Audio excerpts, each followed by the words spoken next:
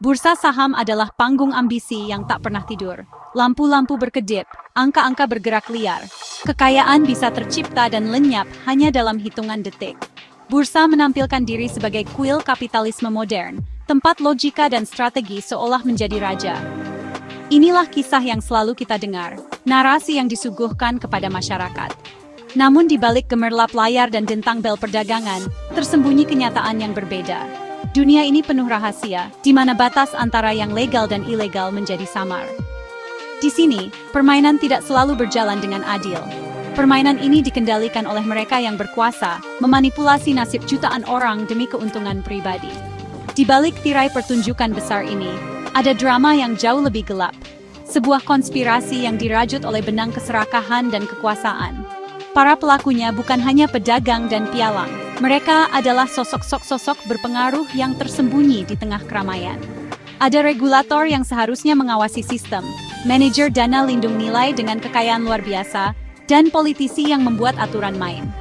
Mereka bergerak dalam diam, langkah mereka tersembunyi di balik algoritma rumit dan istilah teknis yang sulit dipahami. Setiap transaksi, setiap penurunan, setiap lonjakan pasar adalah bagian dari rencana yang telah diatur dengan cermat. Publik hanya melihat permukaannya, tarian angka yang kacau, tanpa pernah tahu siapa dalang di balik layar. Nama saya Richa. Jurnalisme bukan sekadar profesi, melainkan panggilan hidup saya. Saya mengejar kebenaran tanpa lelah, tak peduli seberapa dalam ia tersembunyi. Selama karier saya telah menelusuri lorong-lorong kekuasaan, mengungkap kisah yang orang lain enggan sentuh. Masa lalu mengajarkan saya bahwa diam adalah sekutu ketidakadilan. Itu sebabnya saya bertekad untuk bertanya, menantang narasi resmi, dan memberi suara bagi mereka yang dibungkam.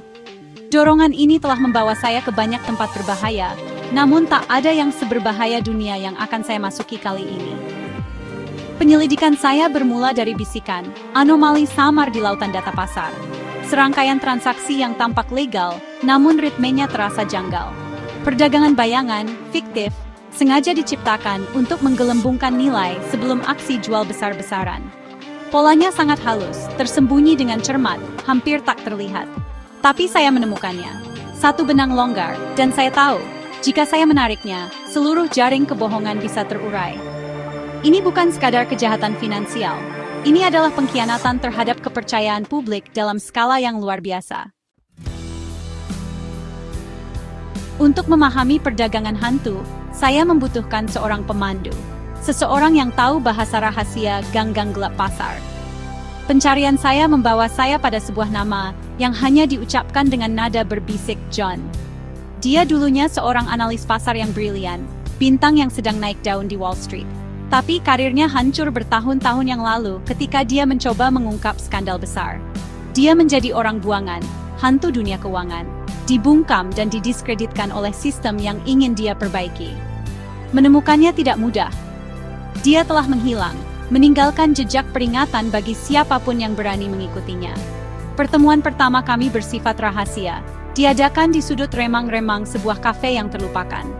John waspada, matanya dipenuhi kelelahan seorang pria yang telah kehilangan segalanya. Dia telah membayar mahal untuk integritasnya dan enggan untuk kembali ke garis tembak.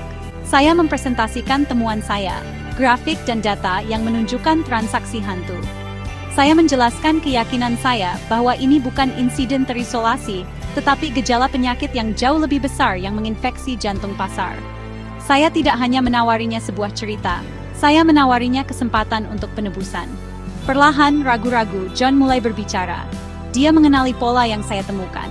Dia pernah melihat skema serupa sebelumnya, tetapi tidak pernah dalam skala sebesar ini. Dia menjelaskan bagaimana perusahaan cangkang dan rekening luar negeri digunakan untuk menyembunyikan jejak manipulator.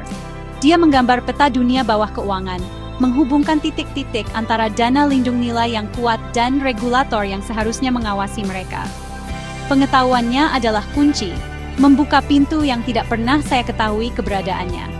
Dia setuju untuk membantu, bukan untuk ketenaran atau kekayaan, tetapi untuk menyelesaikan pertarungan yang telah dia mulai sejak lama. Aliansi kami terbentuk dalam tujuan bersama, tetapi dibayangi oleh bahaya yang konstan. Kami bekerja secara rahasia, berkomunikasi melalui saluran terenkripsi, selalu waspada. John menganalisis data, menguraikan jaringan perdagangan yang kompleks. sementara saya mengejar hubungan manusia. Saya mulai menyelidiki para pemain kunci, CEO dana lindung nilai yang karismatik, pejabat regulasi yang dihormati, dan politisi berpengaruh yang kampanyenya didanai oleh para penerima manfaat mereka. Setiap langkah yang kami ambil menarik kami lebih dalam ke dalam konspirasi, dan dunia di sekitar kami menjadi lebih dingin dan lebih mengancam. Konspirasi itu lebih rumit dari yang pernah kami bayangkan. Itu adalah jaring yang dibuat dengan cermat, menghubungkan eselon tertinggi keuangan dengan koridor kekuasaan politik. Dana lindung nilai Apex Capital berada di pusat, dijalankan oleh seorang pria yang citra publiknya adalah seorang jenius filantropis. Di balik layar, dia adalah arsitek manipulasi pasar. Badan regulasi, badan yang bertugas memastikan keadilan, telah dikompromikan.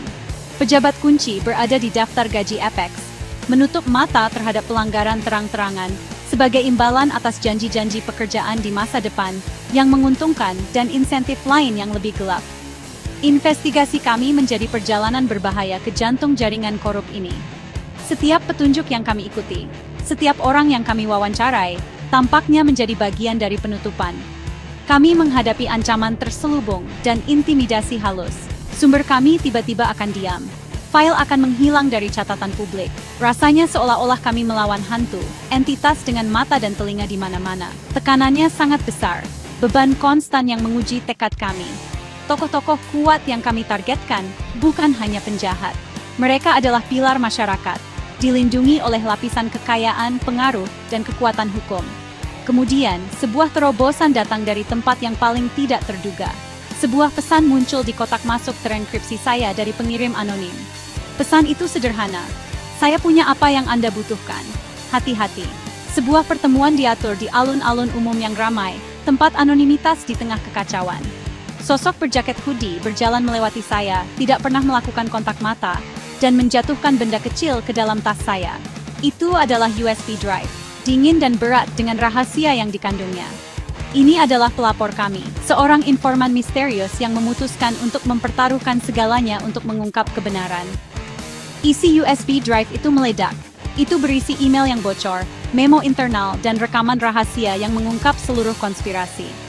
Itu adalah bukti yang tak terbantahkan. Bukti tak terbantahkan yang kami butuhkan.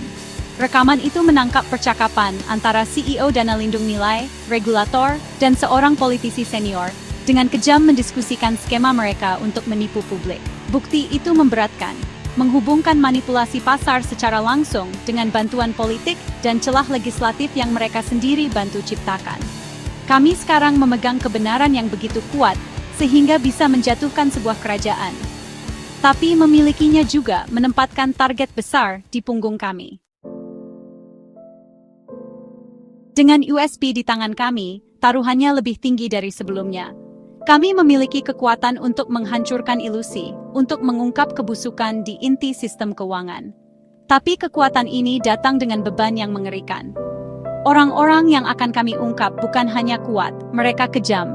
Mereka telah membangun kerajaan mereka di atas rahasia, dan akan melakukan apa saja untuk melindunginya. Menerbitkan cerita berarti menyatakan perang terhadap pemerintahan bayangan kekayaan dan pengaruh.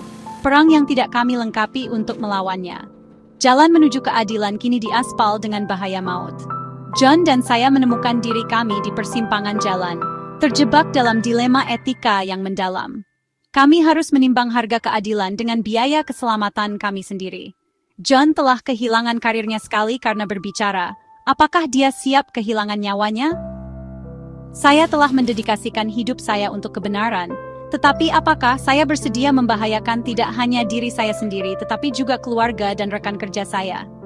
Ketakutan itu nyata, kehadiran dingin yang menghantui setiap saat kami terjaga. Kami bisa pergi, menghancurkan USB, dan berpura-pura tidak pernah menemukannya. Kami bisa memilih untuk hidup. Pilihannya sangat menyiksa. Untuk tetap diam berarti menjadi kaki tangan dalam korupsi yang ingin kami ungkap. Itu berarti membiarkan yang bersalah bebas dan membiarkan sistem terus memangsa orang yang tidak bersalah. Wajah orang-orang biasa yang kehilangan tabungan mereka dalam krisis pasar melintas di benak saya. Kepercayaan mereka telah dikhianati. Masa depan mereka dicuri oleh manipulator tak berwajah. Keheningan kami akan menjadi pengkhianatan terbesar. Kami tahu bahwa keadilan sejati menuntut keberanian, kemauan untuk berdiri tegak bahkan ketika suara Anda bergetar dan lutut Anda terasa lemas. Pada akhirnya, apa arti sebenarnya dari keadilan?